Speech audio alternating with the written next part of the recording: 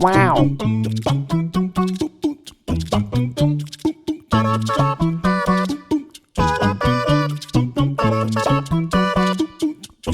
阿米诺海运键盘，同时阿米诺跨界新品海运赛车椅现已上市。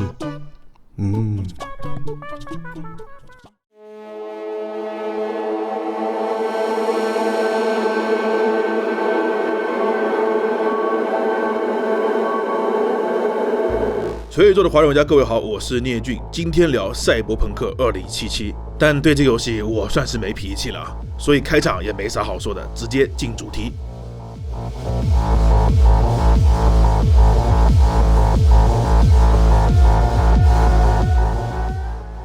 用一句话来描述一款发售前大家烧香拜佛，盼望着它别再跳票，发售后又被指责为什么不继续跳票的游戏，它就是赛博朋克2077。发售2周至今已经被 bug 折磨的精神失常，请允许我在这里先发泄吐槽一下。官方道歉， PSN 下架，平台退款，股价暴跌，甚至连经营实体业务的 GameStop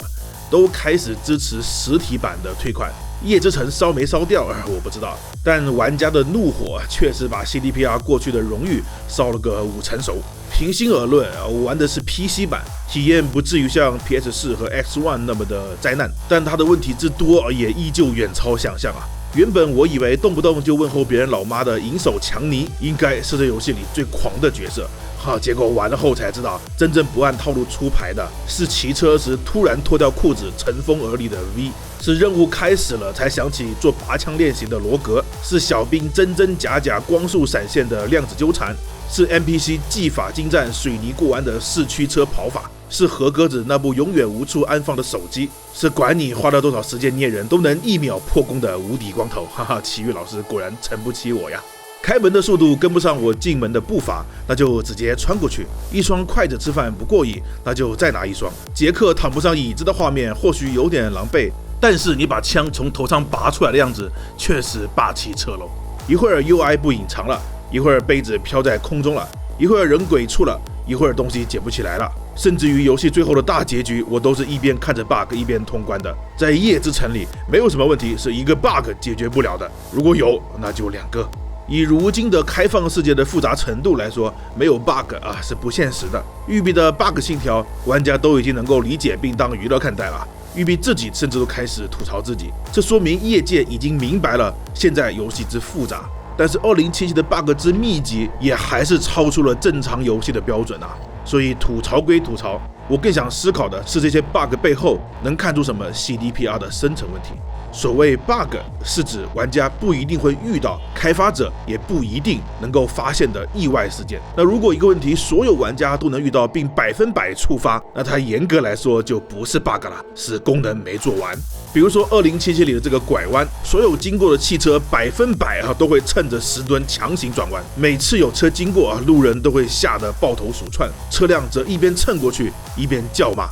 这个地点可是主角家的公寓门口啊，这可是整个游戏的核心啊，也是2077宣传时最早披露的地点之一。从开发者的角度来说，这种级别的位置加上如此低级明显的错误，要是说没人发现，我是绝对不信的。但是即便它如此扎眼， CDPR 都没有第一时间修复它，这就太诡异了。为此我还特意翻看了2018年的2077的第一个演示，我发现正式版为了给玩家和杰克在主线里聊天的小吃摊腾地方，这个路口相比于2018年的演示被改窄了。而另一方面，2077的汽车是没有 AI 的，不会主动避让，有的时候甚至会自己制造交通堵塞，然后就停着不动，所以汽车一直都只会机械地沿着画好的路线走。于是乎我就想，这个 bug 的本质很有可能是负责场景的人没有完全了解汽车的运作机制，后来为了剧情改动场景之后，导致移动后的10吨和车的路线重叠了，又或者反过来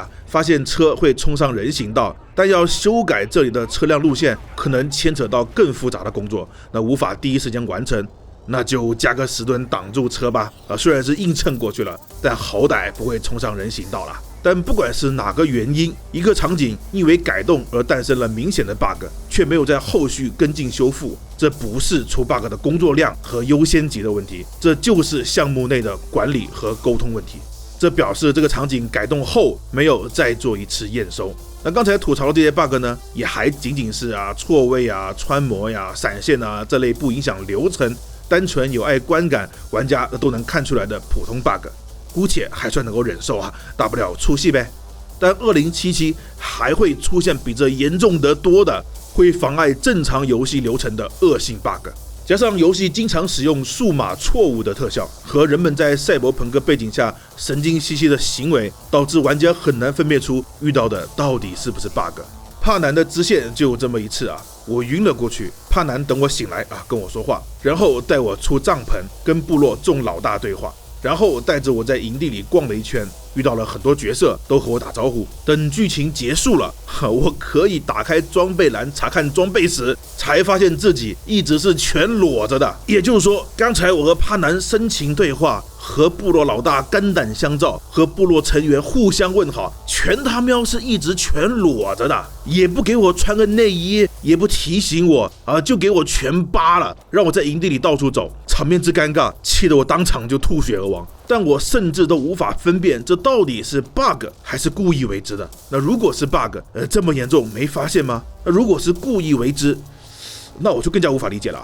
那类似这种看似不影响玩法，但对沉浸感有着巨大影响的问题，真的不容小觑。又比如游戏开头去买小平头这个主线的最后，我就遇到了自己跑出来，但是队友傻傻的卡在建筑物里的 bug。关键是玩家出来后就会触发剧情，建筑会被 NPC 封锁，不允许玩家回去。然而任务呢，又需要我们和队友讲话才能完成，不完成就不能存档，那只能回档了。当然最著名的要数黑梦 bug， 玩家在黑梦任务里随机在不同阶段里遇到黑屏，一旦黑屏就只能读档才能恢复，而这段剧情本身就是玩家受了重伤之后才开始的。黑屏还不是那种彻底的黑屏，迷惑性很强就算黑屏也勉强可以进行，偏偏任务又叫黑梦，导致很多人包括我自己都以为这是游戏特意安排的演出效果。有些人甚至在读档之后继续触发黑屏 bug， 骗得人一愣一愣的。明明是 bug， 却能反过来让玩家怀疑自己境界之高，可以成为 bug 史上的经典案例而且这个 bug 的触发几率极高，接近100%。弹幕里遇到过的扣个1，遇到了并且误以为是演出效果的扣个列举很帅让我看看有多少人夸我。要知道这可是主线从这几个重要任务并且触发率极高，而且有很大迷惑性，甚至影响正常游玩的 bug 来看，这款游戏发售时几乎就没有做过复盘，甚至连主线都没有多测试几遍。那至于主机版 PSN 都直接把游戏下架了，问题有多严重就不用我多说了。总之就 PC 版而言，2077是可以玩的，但目前还远远称不上是舒服游玩，特别是大量无害 bug 和恶性 bug 互相掺杂，让我对游戏产生了一种微妙的不信任，导致我很多时候一旦遇到不顺的时候，第一反应不是思考如何解决，而是怀疑它是不是 bug， 要不要读档。这种总是担惊受怕的感觉真的很不好。不过 bug 终究是 bug， 就算这只首发 CDPR 做的再怎么不靠谱，如今的种种问题随着时间的推移也终有都被解决的一天。但就算没有了 bug 的2077，就可以重回王座了吗？拖累它的真的只是开发周期不足吗？这款游戏真的有玩家所期待的，有蠢驴所希望的那么厉害吗？想要搞明白这点，可能比修复 bug 更加重要。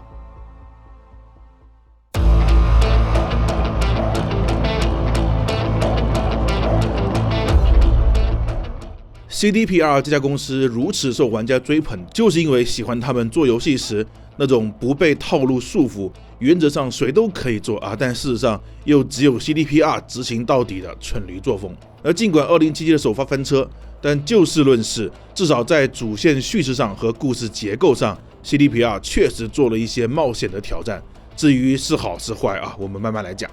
首先第一人称是早期最多争议的，考虑到 RPG 会有大量的换装像我这种坚定的颜值党，不能直观的看到自己换上骚气的装备，刷的动力都少了很多但是2077选择第一人称，除了玩法本身适合之外，我想更重要的是，他们想要减少游戏中的被动信息，让玩家更直接、更自然地参与其中。那最直观的就是2077中不可操作的纯拨片，相比于巫师3指数级的减少了，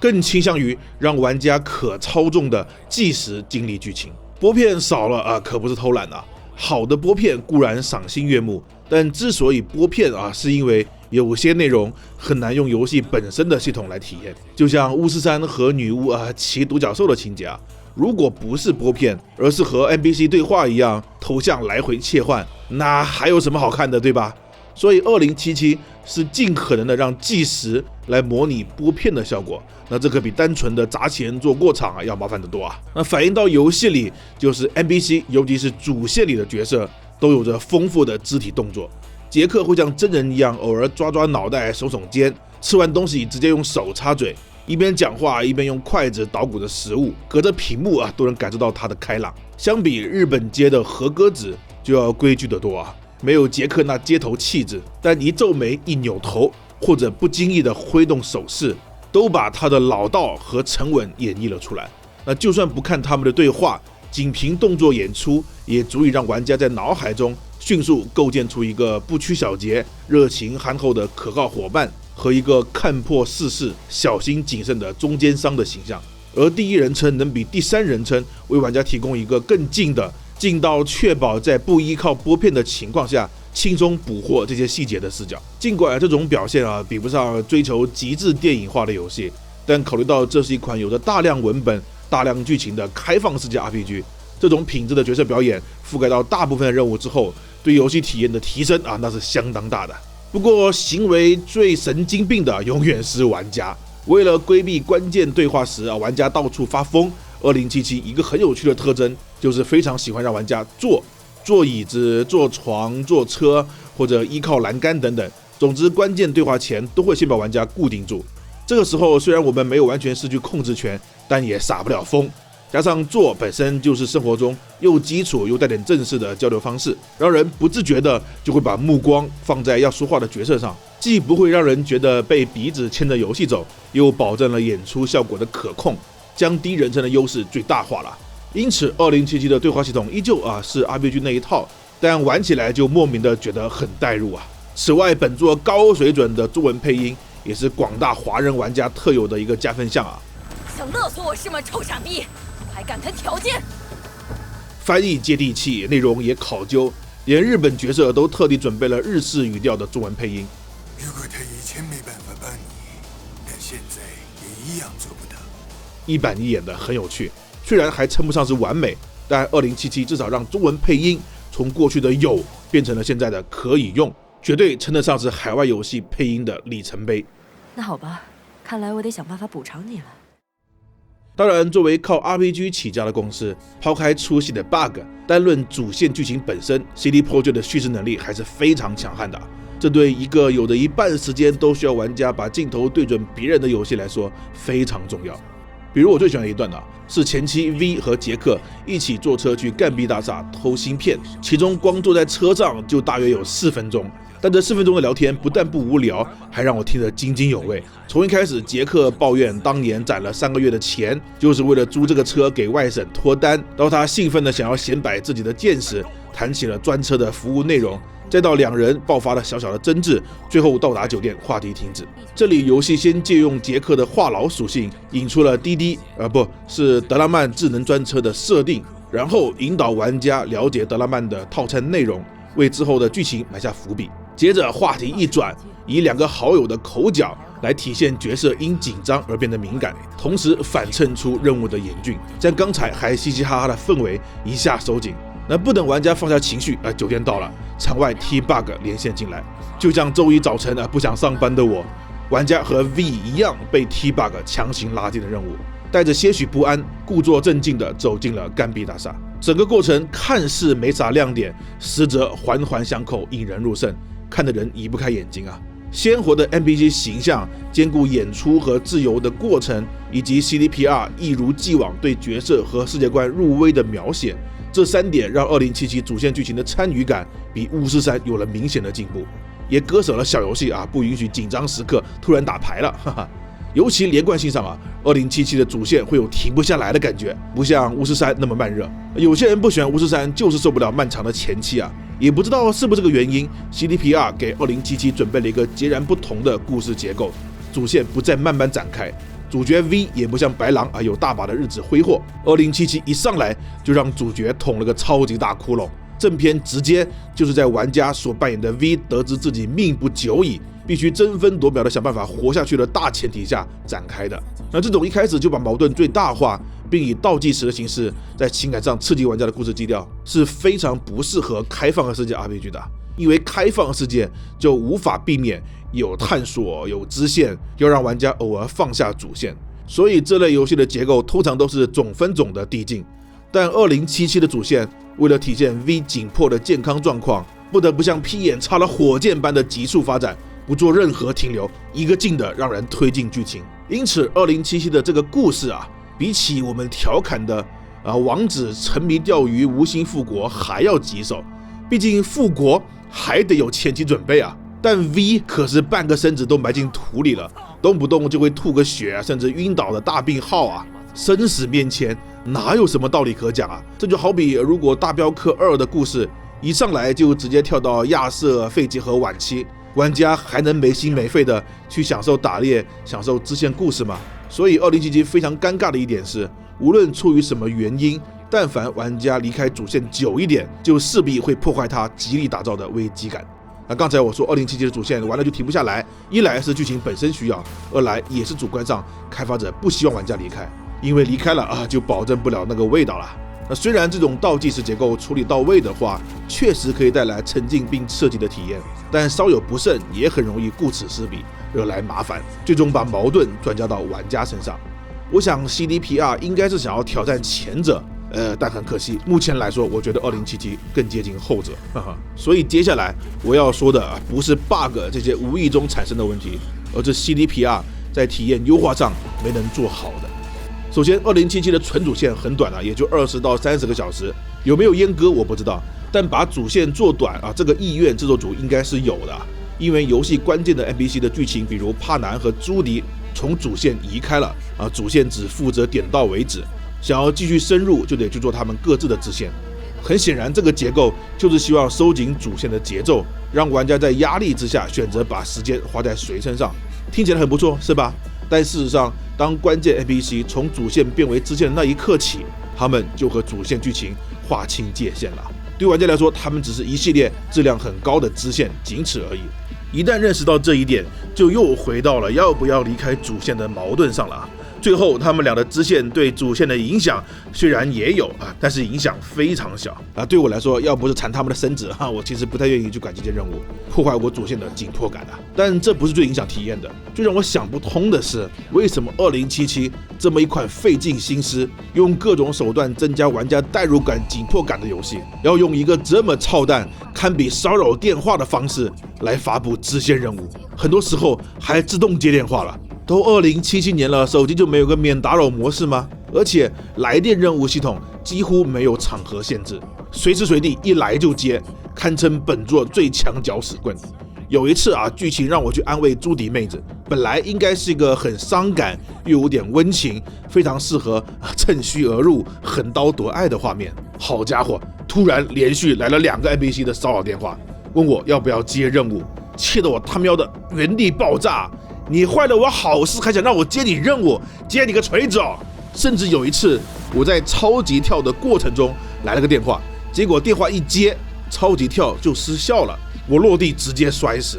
好吧，这虽然仍然是个 bug， 但也反映了这个来电系统多么的烦人。而且不知道出于什么原因，2077的很多任务喜欢用催促的语气和玩家对话，比如什么“你来不来做不做呀？现在就到我这来吧”之类的。好像我不立马过去就会损失一个亿似的。本来赶任务途中突然来个电话已经很烦人了，游戏不单不安慰玩家，还给我们添堵，瞬间就感觉对方情商太低，懒得理他。虽然巫师3的支线也一样是爆发式的大量丢给玩家，但起码可以不接呀，感叹号就让他待在那里自己爱干嘛干嘛。但2077的任务系统给我的感觉就像人格分裂的超级保姆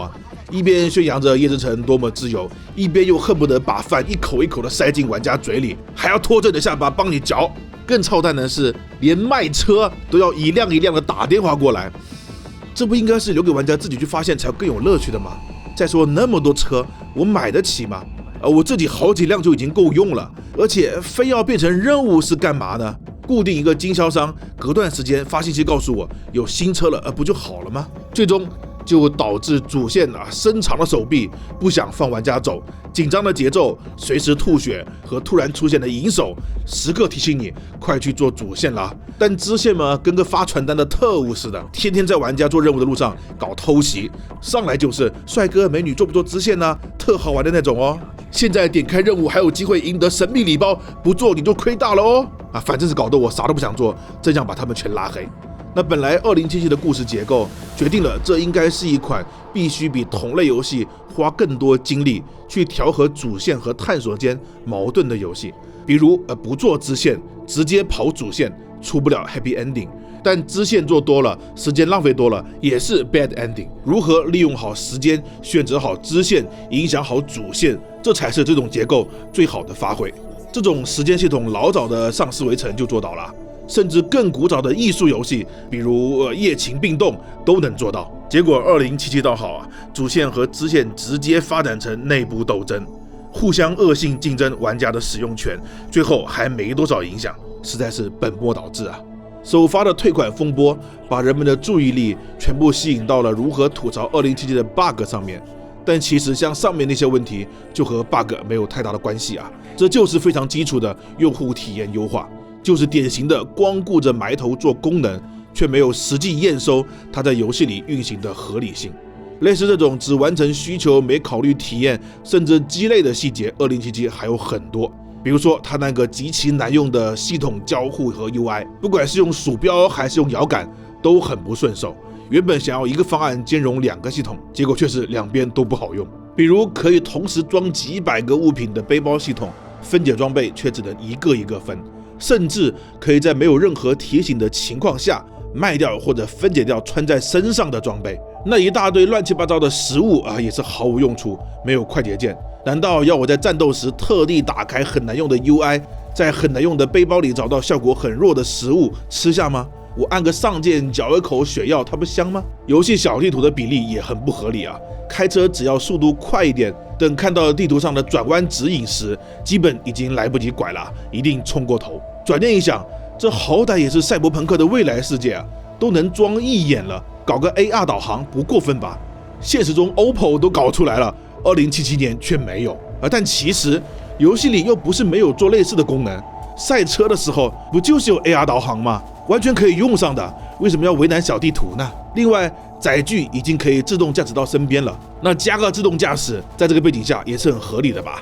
特别是德拉曼本身就是自动驾驶 AI， 结果完成了德拉曼支线之后，他说要服侍我了之后，就再也没有开过口了，更别提自动驾驶了，直接变人工弱智了。还有那个瞄准条件莫名苛刻的拾取系统，经常半天捡不起东西。我是捡垃圾啊，不是要爆头啊！我说过，我们现在尽量不去批评一款游戏的缺点，因为游戏的缺点在我们看来分2种，一种是为了某个目的而做出摄取后的副作用，那这种情况的游戏呢，我们会说出副作用是什么，但也会告诉玩家如何去体会那个目的。还有一种缺点就是真正在设计上没做好的真缺点，那1-2个小的真缺点或许影响不大，但如果全是真缺点或者影响正常游玩，那我们干脆就不做视频了。但2077非常特殊，它两边都不算，很多系统单独看起来都不算是缺点，只能是一个功能。但这些功能之间不仅没有舍取，也没有互相配合成为优点，甚至还互相冲突，让各自成为了缺点。主线和支线冲突，地图和载具冲突，装备和背包冲突， UI 和道具冲突， NPC 的 AI 行为也和玩家冲突。这些功能都只是做好了，没有合成一个大系统。但我并不相信 CDPR 那帮人只有这点水平啊，那可是做出了巫师系列的团队啊。2077他就是没有做完，他就不应该发售。他哪里是 bug 没修完啊，根本就是很多基础功能都没来得及复查，就更别说那些承诺了但是阉割掉的一大堆功能了。要我说，再跳个1年都行。更糟糕的是 ，CDPR 内部对游戏的认知是分裂的，决策层只管应付资本，各种睁眼说瞎话，而宣发层对游戏的实情一无所知，以为游戏很完善，疯狂拉高玩家的期待值。最后，开发层的管理和沟通也陷入了混乱，造成游戏频繁出现低级错误，很多原本可以规避的问题被保留到了正式版，让本来就赶工的游戏雪上加霜。然而，即便如此，抛去了退款的玩家，截止到12月20日，赛博朋克2077的销量依旧突破了1300万。我相信这个数字日后还会继续攀升。但是作为 CDPR 老粉的我，心情很复杂，因为我知道2077不是一款糟糕的游戏，它的底子很好，比蠢驴过去的任何一款游戏都好。它营造的夜之城的氛围和主线的推进都非常优秀，甚至在整个行业都是上乘的。但它现在也真的无法称为完整的游戏。我多么希望11月的黄色卡片上写的发售日期是2021年的12月10日，只可惜啊，现实没有如果。但愿 CDPR 不要忘记他们的承诺。2077或许已经没有办法再成为闪耀的传说，但至少你们还有机会还我们一个对得起那份销量的夜之城。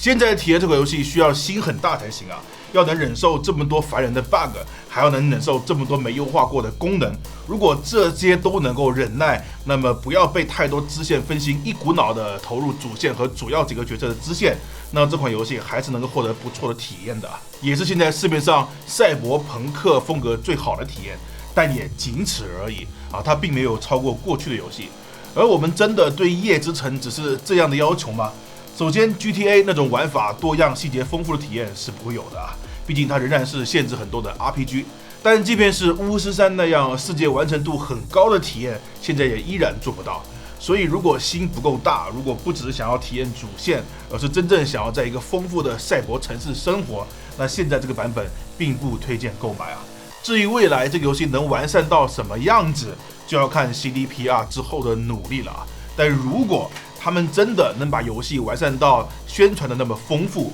我愿意为它再做一期视频。Game 可运动在，我是田军，下期见。